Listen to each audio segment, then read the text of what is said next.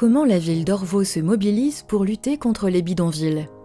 Depuis une quinzaine d'années, plusieurs bidonvilles se sont installés illégalement sur le territoire de Nantes Métropole au gré des occupations et des évacuations.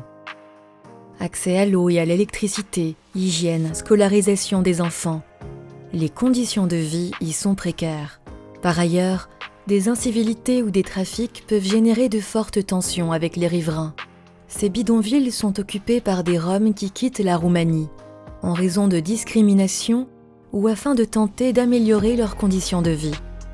Dans la région, ils sont souvent employés dans le secteur du maraîchage. Ils sont environ 3000 dans la métropole, dont environ 130 à Orvaux, répartis dans 4 bidonvilles dont certains existent depuis plus de 10 ans.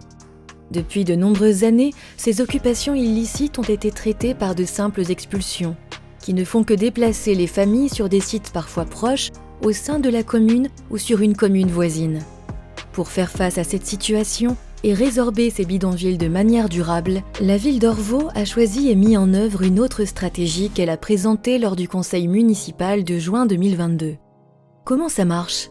Il s'agit de proposer des solutions adaptées à l'ensemble des familles d'un bidonville, sous réserve qu'elles manifestent une volonté d'intégration sociale.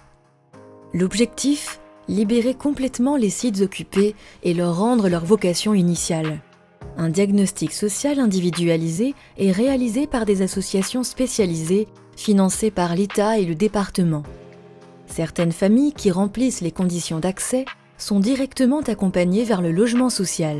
Les autres sont orientées vers 2 types de dispositifs. Le terrain d'insertion. À Orvaux, il se situe au lieu-dit le Haut-Cormier. Viabilisé et proche des transports publics, il sera composé de 9 mobil-homes.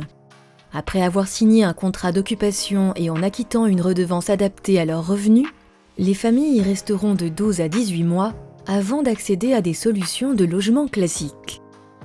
Ce dispositif est financé à 83% par Nantes Métropole, le terrain de transition. À Orvaux, il se situera au Petit Raffinot, sur le lieu d'un bidonville déjà existant. Nantes Métropole y a installé des sanitaires afin de garantir des conditions de vie plus dignes. Il accueille des familles déjà présentes et celles du bidonville du Bois-Cesbron, ce qui permet sa fermeture définitive. Ces familles signeront un contrat d'occupation et seront suivies en attendant qu'une autre solution de logement puisse leur être proposée. À terme, le terrain sera entièrement libéré. Dans l'ensemble des bidonvilles, les situations délictueuses sont traitées par l'État via la police nationale et la justice. Chaque libération de terrain donne lieu à sa sécurisation pour éviter de nouvelles installations. C'est notamment le cas pour le bidonville du Bois-Cesbron, près de l'Odyssée. En cas de nouvelles installations illicites sur la commune, une demande d'expulsion est automatiquement formulée pour ne pas fragiliser la mise en œuvre de la stratégie municipale.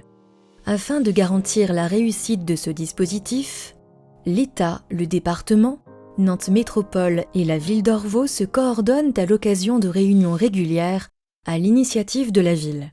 Plus d'infos sur orvaux.fr.